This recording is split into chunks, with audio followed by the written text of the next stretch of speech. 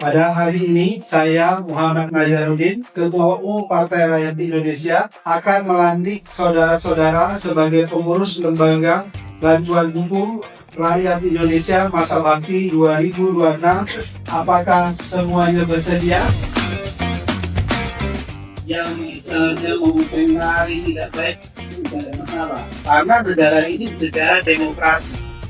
Di negara demokrasi, siapapun boleh mengkritik, tapi di batas normal yang wajar.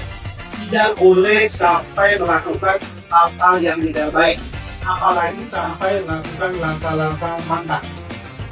Maka itu, Partai Rakyat Indonesia mengambil langkah-langkah ke depan untuk membantu pemerintah dan rakyat Indonesia membuat LBH rakyat Indonesia.